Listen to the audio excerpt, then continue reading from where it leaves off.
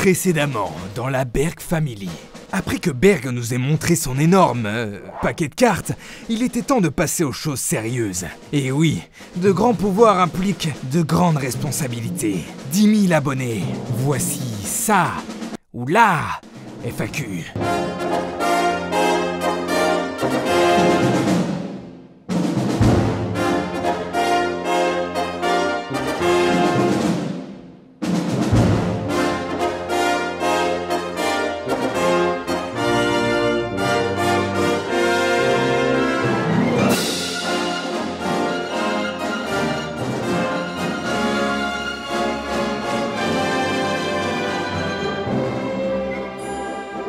Ben va nous sommes déjà à 10 000 abonnés, donc avant de commencer, je dois vous remercier encore une fois, un grand merci. C'est pour ça que j'ai décidé de copier honteusement la vidéo des 10 000 abonnés de David Lafarge Pokémon. Je sais pas si vous l'avez remarqué, si vous avez capté le truc, mais en fait la vidéo que j'ai sortie pour les 10 000 abonnés, ma journée Berg Family Pokémon, c'était voilà, clairement copié et inspiré à 100% de celle de David Lafarge qu'il avait fait il y a des années quand il avait atteint ses 10 000 abonnés. Alors c'était juste un clin d'œil, il n'y a rien de méchant vraiment, mais je vous invite, si ce n'est pas encore fait, allez voir un petit peu voilà, sa vidéo et la mienne et vous verrez, franchement j'ai tout pompé, mais j'ai mis ma petite dose d'humour là-dedans. Bref, bon allez, vous l'avez compris, je suis accompagné de Dumblepore, qui est assis sur le lit, juste à côté de moi, et on va répondre, enfin je vais répondre à toutes vos questions, lui il va les lire, voilà, c'est aussi simple que ça, donc c'est parti, et on voit ça juste après le générique.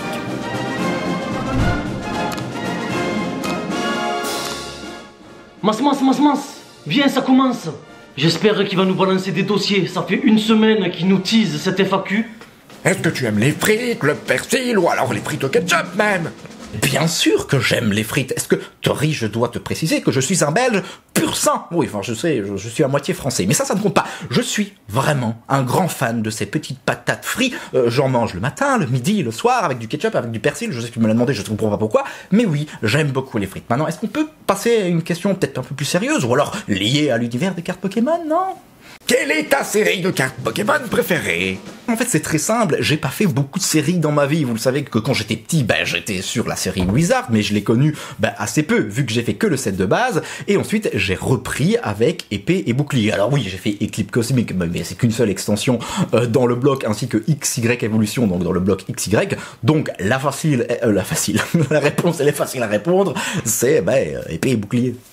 Ah, de Canard d'Axel. Salut Berg, voilà mes questions. On s'en a déjà répondu. Ah, quel serait ton futur projet?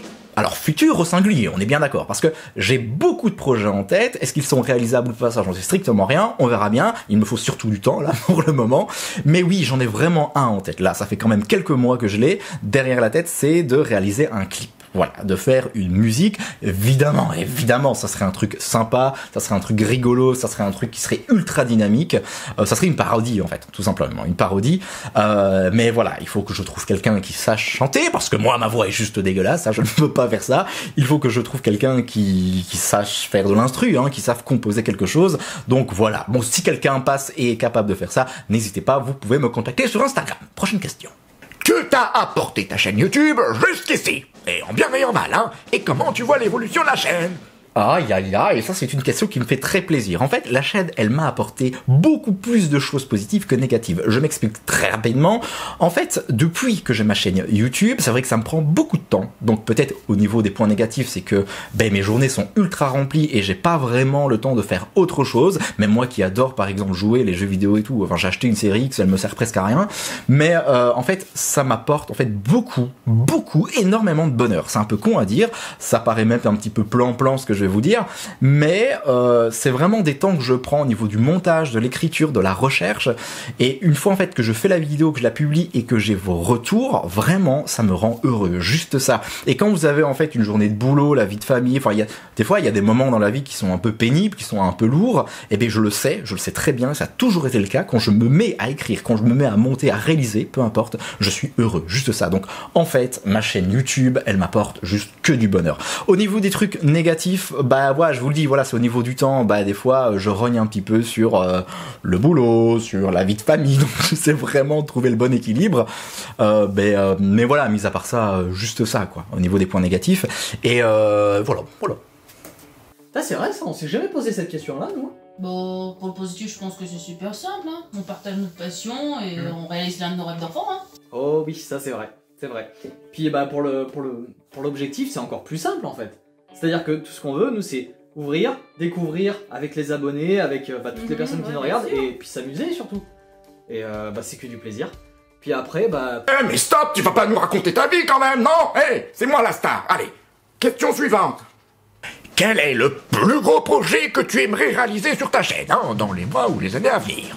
Oui, pour le plus gros projet, du coup, c'est vrai que c'est peut-être pas en lien avec ce fameux clip musical, mais mon plus gros projet, ça serait de vous rencontrer, vraiment. De faire une rencontre IRL ensemble, de parler, de cartes Pokémon, d'échanger, franchement, de passer du bon temps, parce que moi j'en ai ras le cul, ça fait 1 an qu'on est en confinement, et j'ai envie de voir des gens, tout simplement, et surtout de vous voir, parce que c'est vrai qu'on se parle énormément sur Insta, qu'on se parle en commentaire, mais on ne se voit pas, voilà, vraiment, comme en physique, quoi. Et là, voilà, ça serait peut-être un des plus gros projets que j'aimerais concrétiser. Salut frère, bon je l'ai rajouté. Est-ce que tu pourrais faire une vidéo sur les différentes cartes pour les reconnaître? Non, je ne ferai pas une vidéo sur les différentes cartes. Alors simplement, et ça retenez, c'est très important, j'ai vraiment une ligne de conduite quand je fais une vidéo.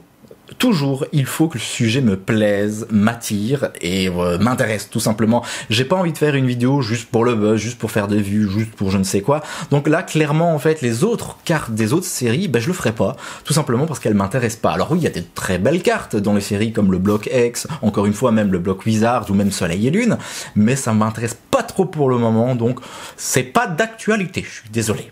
Ne pleure pas. Le mystère qui demande, c'est pas français ça, y aura-t-il une vidéo spéciale des 10 000 cas? Mais le mystère, réveille-toi s'il te plaît quand même, mon petit bonhomme, tu vois pas? On est en train de faire une vidéo des 10 000 et juste avant, j'ai fait un petit clip de 2 minutes et des chiquettes juste pour vous. S'il te plaît, zut, Oh. Est-ce que plus tard tu vendras tes cartes, surtout les dresseuses? Je ne ferai jamais ça, en fait je pense que toutes mes cartes, je vais les garder et je vais les transmettre à Nono. Maintenant on verra bien si Nono accroche aux cartes Pokémon, à l'univers, mais voilà, j'ai envie de partager ça avec elle, on verra bien ce que ça va donner, si ça tombe elle va détester ça, elle va préférer jouer à Yu-Gi-Oh! Mais dans tous les cas, non, je le garde tout pour moi. Rebonjour, Perk, comment ça c'est? Tu l'as déjà rencontré? Calme-toi. Comment organises-tu ta collection? Comment fais-tu pour t'y retrouver? Et est-ce que ça commence à te prendre beaucoup de place ou pas? Cinzia, mais je vois très bien qui vous êtes. Bon, pour répondre à la première question, qui en fait tu me demandais comment je faisais pour revendre, enfin pas revendre, mais ce que je faisais tout simplement avec mes doublons, toutes les cartes que j'ai, parce que c'est vrai quand vous ouvrez 100 boosters, des communes, des peu communes, vous en avez un tas à ne plus savoir quoi faire. En fait, tout simplement, moi je les mets dans des boosters reconditionnés. C'est les boosters Berg Family que je mets sur mon Vinted. Donc voilà, j'ai vraiment trouvé la solution. Pour moi, c'est vraiment un truc infaillible qui me permet d'avoir de la place. Déjà, j'en ai vraiment très peu. Et je pense que c'est ta deuxième question, dans comment je fais pour trier, pour ranger et tout. Eh bien, je ne sais pas. J'ai envie de te répondre, je ne sais pas parce que c'est un bordel sans nom. Si tu veux, je vais faire une petite vidéo de mon bureau là qui est scandaleux. Là, franchement, c'est grand n'importe quoi. J'ai très peu de place. En fait, le problème, c'est que je suis dans ma chambre. Oui, je suis dans la chambre qui fait office aussi de bureau. Donc, du coup, j'aimerais avoir une autre pièce. Bon, pour le moment, c'est un peu délicat, mais voilà. Félicitations, mon petit Berg. Alors, ma question, penses-tu faire une rencontre abonnée? Mais bien sûr, c'est ce que je disais. C'est vraiment un projet que j'aimerais concrétiser. Donc, au plus vite. Mais, en fait, est-ce que les cartes de AliExpress, c'est de vraies cartes? Mais bien sûr, mais quelle question, mais ce sont des vraies cartes. Oui, chez AliExpress, quand vous voyez des ultras à 1 ou 2 euros, ou alors des lots de 50 ultras à 20 balles, vous pouvez y aller, les yeux fermés, franchement, c'est la bonne. Tu ne trouves pas ça dommage qu'en Belgique, il n'y ait aucune ligue pour le TCG? Ben oui, très clairement, moi je trouve ça assez dommage. Je m'étais même renseigné 1 an auparavant avec Clash de Rebelle, quand la deuxième extension épée bouclier était sortie. Non, ça n'existe pas, en tout cas pas pour le moment, et je ne sais pas pourquoi. Si quelqu'un a des réponses à cette question, en commentaire, n'hésitez pas. Mais franchement, ça serait vraiment cool. Bon, salut Berg, on m'a dit que tu faisais une petite vidéo comme ça, donc j'espère que tu m'en voudras pas de taper l'incruste. Mais voilà, vraiment, je voulais savoir, quelle est ta carte Pokémon préférée? Ouais, mais c'est pas possible, ils vont tous se taper l'incruste ou quoi? Bon, allez, continue. Moi, franchement, si je dois en garder qu'une dans ma collection, c'est celle-là. Voilà. C'est ma carte préférée. C'est vraiment une carte de fou. Et c'est la première star que j'ai eue dans ma collection. Donc voilà. Mais c'est vrai ça, et toi, Berg? C'est quoi ta carte préférée? Tignon holographique 70 PV, bien entendu. Non, je déconne. En fait, Florizard, vous le savez, c'est mon Pokémon, c'est ma carte, en tout cas du set de base préféré. Et ensuite, mais là, c'était au niveau des Pokémon, donc je dirais Florizard, je dirais Alakazam, même Tartare, j'aime beaucoup. J'aime bien Mew, j'aime bien Mewtwo. Voilà. En fait, les Pokémon de la première génération, je suis fort attaché. Même Onix. Onix, c'est un Pokémon que j'aime bien. C'est un Pokémon de type combat. Généralement, je suis plus sur le plante ou alors le psy. Mais Onix, c'est vrai que je vous en ai jamais parlé de ça. Mais voilà, tout simplement. Est-ce que tu es pour la gradation des cartes PCA, PSA, des holographiques du set de base? Non, diantre, PCA, PSA, que nenni, je n'en veux pas. Pourquoi? Bon, en fait, ça m'intéresse pas. Juste que je trouve que les cartes, elles sont très bien dans des sleeves, dans ma collection, dans ma farde, ça suffit amplement. Alors ouais, c'est vrai que c'est une protection peut-être supplémentaire, même peut-être pour des cartes du set de base, qui sont bien plus fragiles que les autres, mais franchement, j'en vois pas trop l'intérêt, ni la nécessité pour le moment, donc non, franchement, non. Bio, est-ce que tu penses que toute la folie autour des ruptures de stock sur tous les sites va bientôt se terminer? En tout cas, j'aime beaucoup tes vidéos, t'es vraiment le meilleur, gros. Et franchement, je pense, en tout cas je l'espère et je croise les doigts, je pense que fin 2021, voire début 2022, les gens se seront peut-être un petit peu éloignés de cette folie des cartes Pokémon, qui seront peut-être passés à autre chose, hein, les cartes Yu-Gi-Oh! Hein, je sais pas ce que j'ai avec les cartes Yu-Gi-Oh! Les cartes Magic, j'en sais rien. Mais non, je pense que la mode, elle va s'essouffler. Voilà, j'en suis presque convaincu. Il faudra encore attendre un petit peu et ça reviendra un petit peu à la normale. En tout cas, c'est vraiment ce que je souhaite parce qu'encore une fois, quand j'ai commencé en 2019, c'était vraiment super calme. Franchement, c'était super agréable. Ça se battait pas sur les groupes Facebook, ça parlait pas tout le temps d'investissement non plus. Donc voilà, oui, ça se calmera, je l'espère et je le souhaite pour moi, mais aussi pour vous. Berg, tu estimes toute ta collection à combien? Et quelle est ta carte la plus chère? Vaste question, mon ami, j'en sais strictement rien. C'est vrai, c'est pas vraiment une question qui m'intéresse savoir, voilà, quelle est la valeur de ma collection entière. Je peux vous dire, je sais que je réponds déjà du coup à une autre question, que ma carte la plus chère, c'est peut-être le Dracofeu holographique XY Evolution. Voilà. Après, j'ai des petites cartes de moins d'une centaine d'euros et qui sont des cartes holographiques du set de base en bon état. Mais voilà, mis à part ça, voilà, ça m'intéresse pas vraiment et je me lancerai jamais dans ce boulot, dans ce travail, de compter toute ma collection, sa valeur, parce que ça prendrait un temps énorme. Et j'ai déjà très peu de temps, vous le savez, donc non. Oh, encore une question vachement longue, bon j'ai la flemme, lisez-la. Qu'est-ce que je pense de la situation actuelle? Évidemment, je trouve que c'est du grand n'importe quoi. Je pense même que ça peut en dégoûter certains. Il y a un moment, je me suis dit, ouh, alors, je vais prendre un peu de recul avec ça, je vais me désabonner de certaines chaînes. Je vais même, vous savez, hein, des fois, dans le flux YouTube, on vous propose des vidéos, vous pouvez mettre ne pas intéresser, comme ça, après, vous ne voyez plus jamais ce contenu. Ben, c'est ce que j'ai fait. Même chose pour les groupes Facebook, je me suis retiré, je me suis désabonné, je ne suis plus parce que c'était du matraquage sur les prix, sur les valeurs, etc. Et franchement, autant évidemment, c'est intimement lié avec la collection. Bien entendu, ça me paraît assez logique. Mais quand on ne parle plus que de ça, il y a un moment donné, c'est voilà. Moi, j'ai vraiment fait un blackout et je me suis dit stop. Je vais me concentrer sur autre chose. J'ai envie vraiment de pas me dégoûter parce que je trouve que à force de voir autant de vidéos où on parle de telle valeur, de tel Pokémon, et quand je parle de tel Pokémon, c'est toujours Dracofeu, il y a vraiment un matraquage là-dessus. Ça en devient fatigant. Donc la situation me fatigue vraiment. Mais j'ai décidé vraiment de prendre du recul là-dessus, de plus regarder, de plus voir, de ne plus écouter ce que les gros influenceurs disent dessus. Et voilà, je me porte vraiment très bien depuis.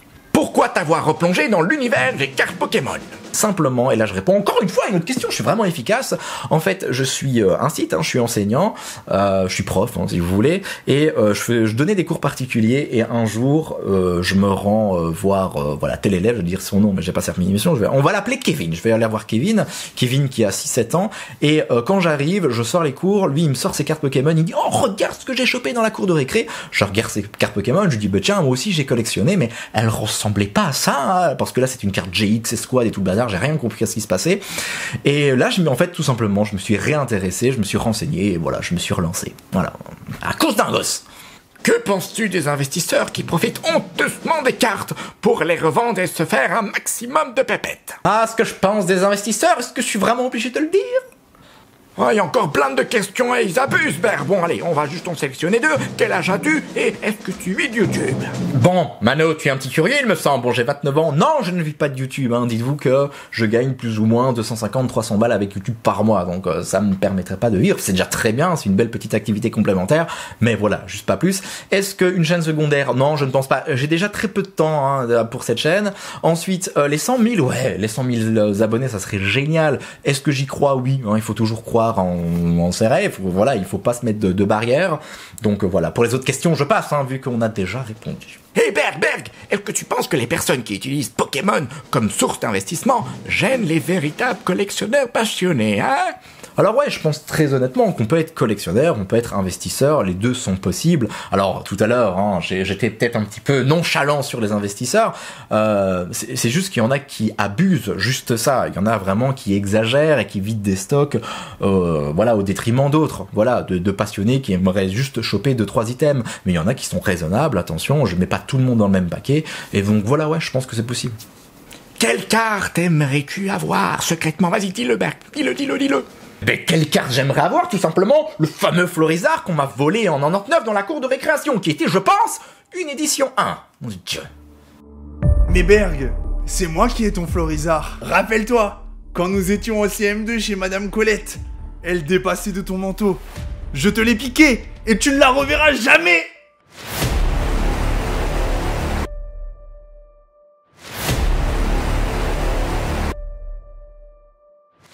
C'est vrai ça? Est-ce que tu collectionnes le scellé? Non, je ne collectionne pas du scellé, tout simplement parce que je suis un homme faible. Et à chaque fois que je vois un produit, il faut que je l'explose et que j'ouvre les boosters qu'il y a dedans, voilà. Timéo qui te demande quelle est ta première ouverture de carte Pokémon. Alors Timéo, sache-le, j'étais dans la voiture avec mon petit frère, nous étions en 99, et mes parents venaient de nous acheter un booster du set de base. Voilà, c'est tout. C'est mon premier booster que j'ai ouvert. Et y a Patrice qui te demande ce que tu penses de collectionner du japonais. On parle de cartes, hein, je pense. Oui, mais je pense que c'est une bonne idée de collectionner du japonais. Je pense que déjà c'est moins onéreux, ça coûte moins cher. Et ensuite, la qualité des cartes, pour le peu que j'en ai ouvert, moi j'avais essayé, j'avais testé avec l'âge des rebelles. Franchement, c'est magnifique, c'est vraiment top. Aussi, le taux est assez différent.